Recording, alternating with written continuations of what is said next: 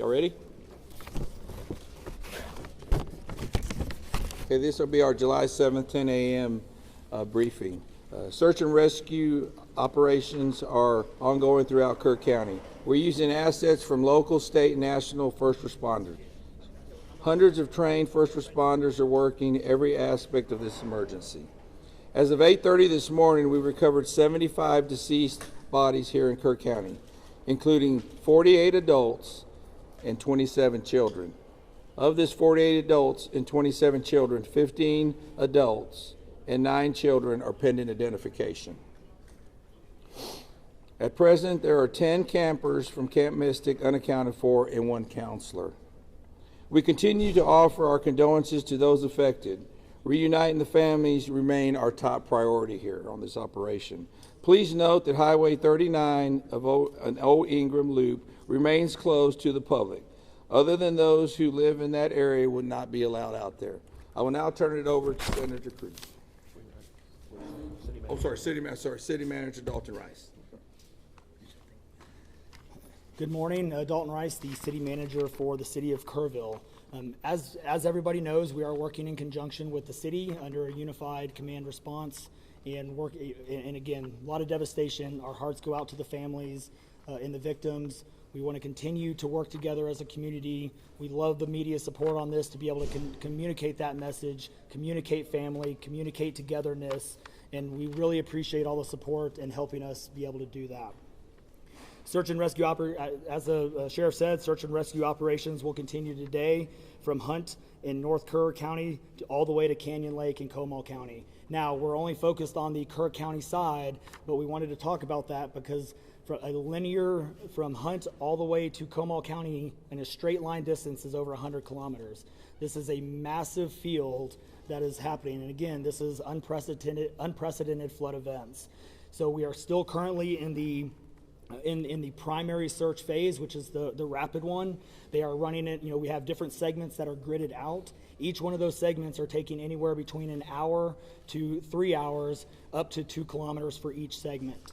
So what that means is they're running into a lot of technical challenges with terrain, with water, even potentially, with weather, in the rising fields. We've talked about this before. Volunteers stay out of the way because if we start getting weather reports and all the other complications that are out there, we then have to pull off of those search and rescue missions to be able to communicate to those volunteers to get off, to make sure that they don't become victims themselves. Those operations involve 19 different local and state agencies, in addition to conducting primary and secondary searches. They will be conducting welfare checks on areas in North Kerr County impacted by power outages. And when we say search and rescue operations, that is boat, walking, on the ground, dogs, drones. Again, keep personal drones out of the air, helicopters. We do have other assets that are continuing the search as well. As of present, KPUB, which is the Kurville Public Utility Board, is reporting continued power outages between Hunt and Ingram along the South Fork of the Guadalupe River in Hunt. In the South Fork area, there are approximately 40 down power lines and significant infrastructure damage. KPUB has brought in additional utility personnel to help with restoration, but it's not possible at this time when the power is going to be restored. There are some substations along with those power lines that we are still trying to get access to just from debris buildup or them being completely wiped out. So we do not have an estimated time on when those are going to be fixed. We continue to have substantial number of requests for volunteers, as I said before, and donation opportunities. We are asking those who want to volunteer to contact the Salvation Army in Kurville by phone at 830-465-4797 or in person at 855 Hayes Street in Kurville. Monetary donations can be made on the Community Foundation of the Texas Hill Country's website at www.communityfoundation.net. They have a Kerr County Relief Fund set up on that site. And I will now turn it over to the Mayor, Joe Herring. Thank you for being here. I need to tell my community and those families who are waiting, this will be a rough week. Primary search continues, and we remain hopeful every foot, every mile, every bend of the river. Our work continues. You need to know that we have been blessed with help from the community, from the state, and the nation. We have trained experts who are helping in this effort. If you want to volunteer, it is important that you contact Kurville Salvation Army and register. Dalton gave that number, but I'm going to give it again. 830-465-4797. We need focused and coordinated volunteers, not random people just showing up and doing what they do. We need to work together. As Dalton said, donations have been flowing in from around the world to the Community Foundation. Again, that website is communityfoundation.net. Please follow the City of Kurville's Facebook page for updates. They're accurate. We take a lot of time to make sure we send out information that will be helpful, not only to residents, but to those who are visiting. I've said this 100 times, and I will say it again.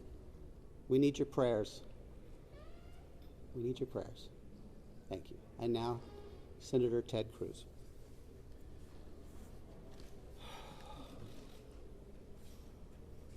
Texas is grieving right now. The pain, the shock of what has transpired these last few days has broken the heart of our state. As of yesterday, the confirmed death toll was 82, and those numbers are continuing to go up. The children, the little girls who were lost at Camp Mystic, that's every parent's nightmare. Every mom and dad. Last week, we were picking up our daughter from camp here in Hunt. Our girls have gone to camp here for a decade. The Hill Country is an incredible part of Texas, part of the country. The natural beauty here is incredible. The camps that have raised generations of little girls and little boys and instilled character and love and faith are extraordinary institutions. And I'll tell you, the pain in our state, and it's every part of the state. You've got Texans from all over the state who were here celebrating the 4th of July. A week ago, this was a time of great celebration. You're dropping your little girl off at camp, your little boy off at camp. You're celebrating Independence Day. You know that your child is going to be swimming and canoes and horseback riding and doing archery and making lifetime friends. And then suddenly it turns to tragedy. For the last several days, I've spoken to multiple parents, scared out of their mind. Do you know anything? Where is my daughter? There's still 10 girls and 1 counselor from Camp Mystic that are unaccounted for. And the pain and agony of not knowing your child's whereabouts, it's the worst thing imaginable. But I want to say, in the face of all of this, it is simultaneously inspiring. Every time there's a tragedy, every time there's a natural disaster in Texas, Texans come together. Texas is a big state. We've got 31 million people, and we have hurricanes, we have tornadoes, we have wildfires. Tragedies hit this state, natural disasters hit this state, and without fail, 100 out of 100 times when that happens, we see Texans coming together, helping each other, engaging in acts of heroism. There have been over 850 high water rescues since this flooding began. 850. You look at extraordinary stories of Eagle Scouts pulling campers out of harm's way. I was just hearing a story of one counselor whose head was right at the water holding up 2 mattresses with campers on those mattresses. That kind of courage, that kind of selflessness. And then there are the first responders. The local first responders, I want to thank every one of the first responders at the local level, at the city level, at the county level, at the state level, at the federal level. In the first few hours of this flood, I was on the phone with Governor Abbott, I was on the phone with Lieutenant Governor Dan Patrick, I was on the phone with Nim Kidd, the head of the Texas Department of Emergency Management, and then I called President Trump. I called President Trump. He was having dinner at the time. It was still early in what was transpiring. And I wanted him to know, I said, Mr. President, everything we're hearing right now, this appears to be bad, really bad. There may be a very significant loss of life unfolding right now in Texas. And I will tell you, the President said, Ted, anything Texas needs, the answer is yes. Whatever assets you need, whatever resources you need, yes, let us know, and we will provide everything. Within hours, we had helicopters, over a dozen helicopters in the air. National Guard, DPS, game wardens, Coast Guard, doing search and rescue, reaching down. We've all seen the videos of little girls being pulled up, hoisted out of harm's way. Incredible courage and heroism. Search and rescue is the first stage. But the process of coming together and rebuilding is going to take longer. And I will say to all the grieving families, to all of those who've gotten the worst news imaginable, that your little girl, she's gone. I will say for many of us, those are friends and neighbors who've lost children. Got multiple kids who go to school with my girls.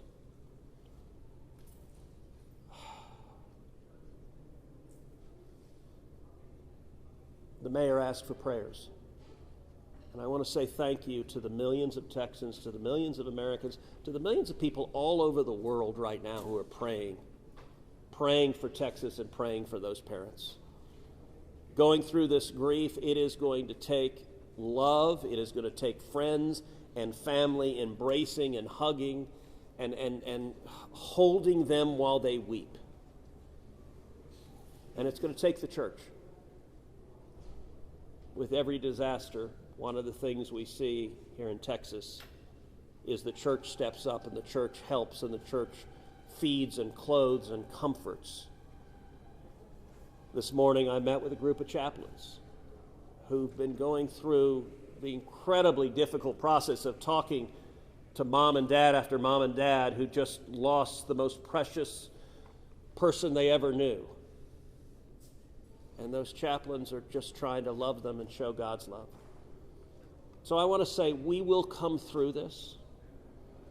To those in the midst of grief right now, that might seem hard to fathom.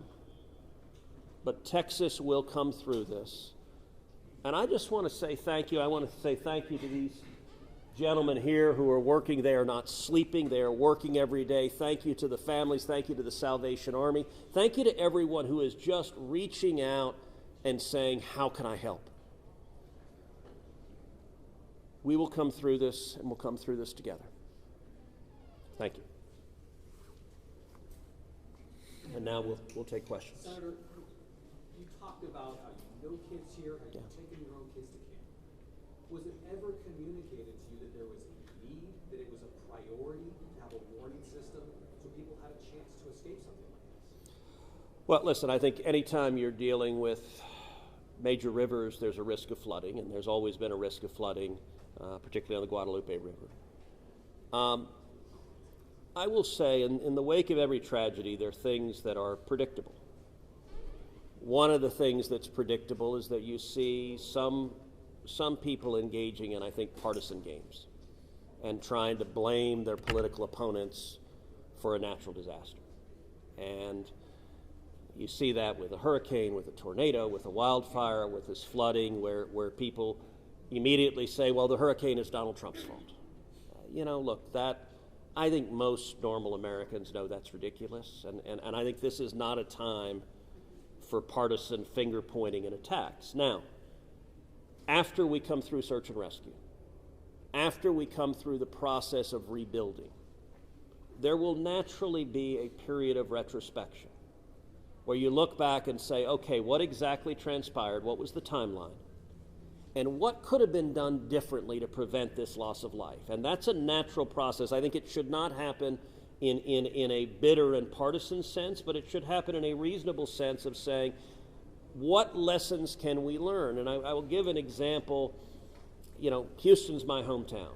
If you live on the Gulf Coast, we get hurricanes. That's part of living on the Gulf Coast as hurricanes hit. And I do think Texas as a whole has learned over time how to deal more effectively with hurricanes. And so you look here, we know the National Weather Service put out an emergency warning just after 1 a.m. and a second emergency warning just after 4 a.m. Now, obviously, most people at 1 a.m. and 4 a.m. are asleep. And so I think we will have a reasonable conversation about, A, are there any ways to have earlier detection? And some of that, the limits of a flash flood, they're very difficult because they can arise so quickly. But everyone would agree in hindsight, if we could go back and do it again, we would evacuate particularly those in the most vulnerable areas, the young children in the cabins closest to the water. We would remove them and get them to higher ground if we could go back and do it again. Obviously, everyone would. The people in RVs by the river's edge. We know in disasters like this, RVs and mobile homes are particularly susceptible, whether a flood or a hurricane or a tornado, they're particularly susceptible to that. And so my hope is, in time, we will learn some lessons to implement to next time, and there will be another flood, there will be another disaster, but next time there's a flood, I hope we have in place processes to remove especially the most vulnerable from harm's way. But I think that's going to be a process that will take a careful examination of what happened and how can we implement processes better in the future to prevent this same loss of life. Senator, there were claims that the National Weather Service sent that first flash flood warning that should have alerted phones at 1:14 in the morning. But we have a federal public database maintained by PBS Warn, that says the first emergency alert wirelessly here in this area to Kerr County was not until after 9 a.m. That was more than 4 hours after the severe flooding had come to this area. Did you know that? Have you seen that? And what's your response, knowing the state and cuts to NWS in recent months by this administration? So I don't know the source for what you're saying. All of the public reporting I've seen is that there were 2 alerts that went out, one just after 1 a.m., one after 4 a.m. You know, I can tell you, I talked about the partisan finger pointing. I think there have been some eager to point at the National Weather Service and say cuts there led to a lack of warning. I think that's contradicted by the facts. And if you look at the facts in particular, number one, that these warnings went out hours before the flood became a true emergency level. But number two, the National Weather Service here, New Braunfels is where they were headquartered. They had additional manpower. In fact, they had 3 additional people working that night, anticipating that it was going to be a very dangerous weather situation. I also think it's worth noting that the National Weather Service Union, which has been very critical of the DOGE cuts, has publicly said that they don't believe that the reduction in staffing had any impact whatsoever on their ability to warn of this event. And so, look, I think it is reasonable over time to engage in a retrospective and say at every level what could have been done better, because all of us would want to prevent this horrific loss of life. But I think just immediately trying to use it for either side to attack their political opponents, I think that's cynical and not the right approach, particularly at a time when we're dealing with a crisis and we're dealing with grief. But does this make you question whether there should be cuts at the National Weather Service and FEMA? I know you've been supportive of FEMA. Look, I am very supportive of FEMA. I'm very supportive of the National Weather Service. They both perform essential roles, and I think it is critical at every federal agency, particularly when you're dealing with public safety, that we make sure that critical roles are maintained. That's a longer and broader discussion, but as I said, everything from the public evidence indicates that was not a contributing factor to what occurred here. Is it possible to get Dalton in just to talk about that and the National Weather Service alerts? Because there were escalating forecasts throughout the day from the National Weather Service. What did the emergency managers of the county and other local officials do with that information starting at 1:15 and onward, where you had the dire river forecast at 6:30? were emergency managers doing anything to put any processes in place to warn people on the river? So overall, we were preparing for the July 4th, weekend. So we had National EMR on site. We were, basically stood up kind of a incident command post, if you will, to prepare for that event. So everybody was kind of up looking at weather. We looked at the weather before. When you looked at the National Weather Service, flood map, it spanned all the way from the west side of Texas, with Kerr County kind of being in that upper northeast corner of it. And so everybody, including the National Weather Service, was looking at where's the rain going to hit. We know it's somewhere in here, but with rain, especially when you're dealing with terrain, you got to figure out. Sometimes you don't know until it falls. So once it starts falling, then you got to figure out, okay, how's the watershed going to do this? How's the science going to work? And when you had that north and south fork that we had talked about before, it all converged into one. We do know that a lot of the camps were looking at this just as much as as everybody was. With the rainfall percentages, even the National Weather Service had looked at, and don't quote me on the numbers, but it was anywhere between 1 to 7 inches. We got significantly over that. And again, when it goes into very congregated areas and how that watershed shifts into the rivers, that impacts things. And so the camps, obviously, we've heard stories where campers were getting up. They were up at 3:30 in the morning. They were trying to move to higher ground. And the other interesting part of the terrain, and we've talked to UGRA folks as well. This is the headwaters of the Guadalupe. This is the beginning. This is where everything forms when it comes into the North and South Fork. And so as those things develop, it develops very rapidly, very quickly, and this rose very quickly in a very short amount of time. And so those campers that were able to do that, it worked. There's been the other question, and I'll just give this one out.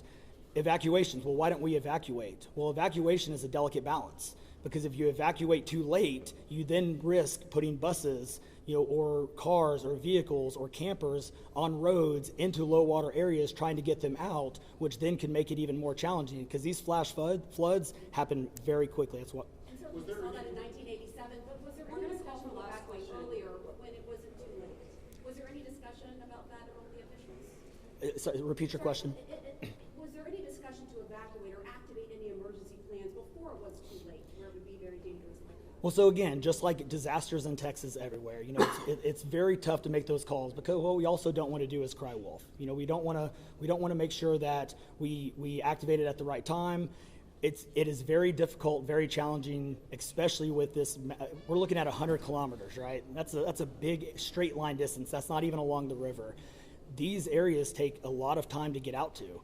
So even when first responders were on the ground at 3:30 in the morning, and we had reports, we had first responders that were getting swept away, actually responding to the first areas of rainfall. That's how quick it happened. First responders who have experience, who are Swiftwater qualified, were driving as soon as the rain started falling, were driving to these areas, and one of them got swept off the road. So what had been done? One last question, everybody, one last question. Between 1 and 4 a.m. from local law enforcement to the camp, saying, I know you can't get buses in an hour, but was there anyone telling the camp between 1 and 4 a.m., you need to get the girls to higher ground at the very least, even if they have to walk up there in the rain, as many of them actually ended up doing? Was there any communication from local law enforcement to anyone at that camp between 1 and 4 a.m.? That I don't know off the top of my head. What I do know, though, is there's 55,000 people in Kerr County. Kerr County is a massive, massive area. From here to those camps is 45 minutes on a good day.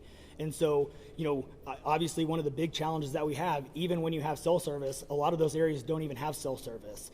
Radio communications towers, radio towers within the hill country becomes very challenging. So there's a lot of areas, especially when weather comes in, where cellular towers are down or you already have bad service. So there's a lot of factors that play and a lot of variables in there on communication that, again, I think as we work through this process, we know everybody has a lot of questions regarding what are the next steps and what's next. And I think all of these things, these are all great questions.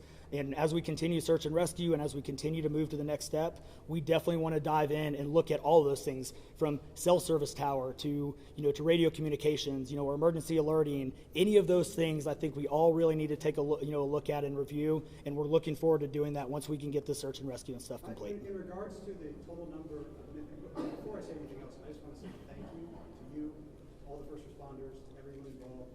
We've been praying. Thank you. The community's been praying. The media's been praying. Thank you guys for doing that. I've got two questions. One for you, trying to get an accurate count on number of missing. I know you can't. I know we don't know we don't know what we don't know. Yes. But do we know a rough idea on total estimates that are still missing overall throughout the county? And then one other follow-up. This may be for Senator Cruz. A lot of speculations being made about this being somehow man involved with the weather modification, with some of the rainmaker technology, working with farmland.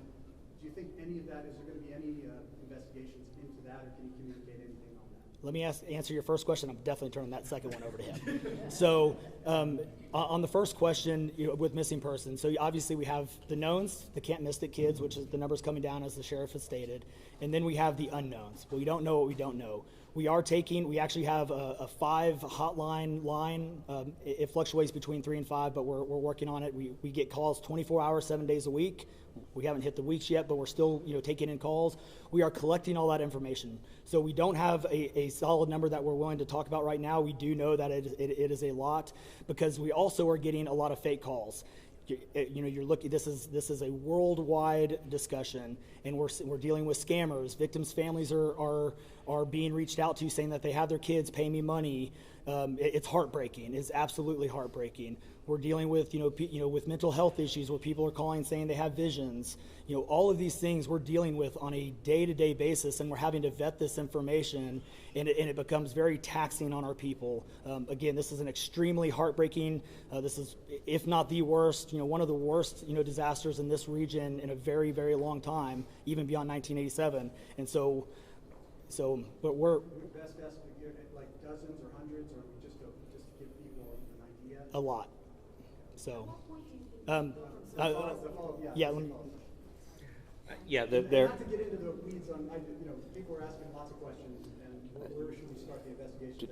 to the best of my knowledge, there is zero evidence of anything related to anything like weather modification. And look, the internet can be a strange place. People can come up with all sorts of crazy theories. What I know is a reality is that a whole lot of Texans are grieving right now.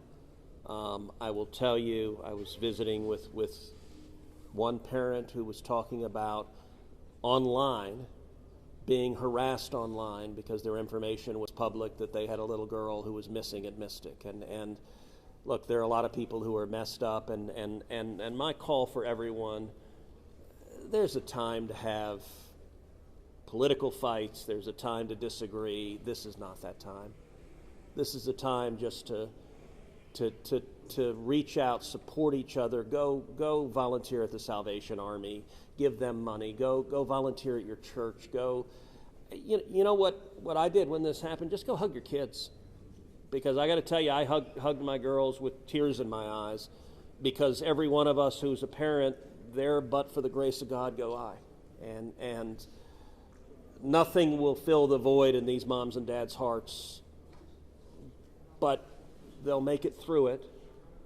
And every one of us, we have an obligation to come through and help them make it through it. And look, Texas will come through, and let me say, Kirk County, the Hill Country is incredible. It is beautiful. And these summer camps, Camp Mystic is an incredible Texas institution. For a century, it has made a profound difference helping young girls become strong women in Texas and across the country. And so, for me at least, I'm praying for these camps. I'm praying for all the campers, everyone implicated, everyone impacted, and I hope we come together and stand as one doing that. Thank you. Thank you, everybody.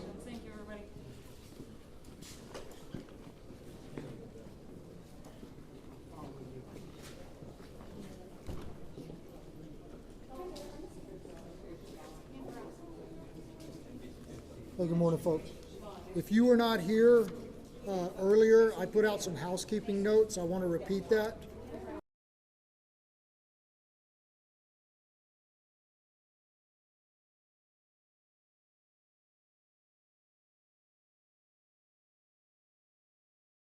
Search and rescue operations. We're asking everyone to adhere with that direction. Hey, excuse me, can we either keep it down or shut the door? You bet. TFR is still in effect. We can't have the media flying drones. They have interfered with our air operations, and it has to stop. It's our intent to set aside an hour each day to make some of our leadership available to y'all for one-on-one interviews. This is above and beyond these daily press conferences. These interviews will be 3 to 5 minutes in length, and they're going to be held between 1 and 2 p.m. Obviously, we won't be able to accommodate all outlets each day. So if you're part of an affiliate, we ask that you coordinate with your colleagues from your network and submit one request, and then share that. You can request interviews by emailing our Joint Information Center at jic@kurvilletx.gov. One more time, that's jic@kurvilletx.gov, and I will repeat that again before we're done. Our unified PIO team will confirm your interview, your time, and who you're going to be able to interview at least 1 hour beforehand. You're welcome to request specific leadership, such as the sheriff or the city manager. However, given the fluid nature of response and the quantity of requests that we're expecting to get, we cannot 100% guarantee that you're going to be able to speak to the interviewee that you would like to. Footage. Our PIO team will be in the field today, and we're capturing images and B-roll of response and recovery efforts. As soon as it can be made available, a link will be emailed out from our JIC email address for you to download materials for your own use. Contact information. If you were here yesterday, we passed around a sign-in roster. If you signed in yesterday and provided us your contact information, you should be part of our media list, and you should have received a confirmation email last night. If you did not get that email, or if you were not on that list, you can be part of our media list by emailing us at jic@kurvilletx.gov. One more time, jic@KERVILLETX.gov. I don't know the time of the next press conference. As soon as we have that information, we will push it out through our social media. Thank you all.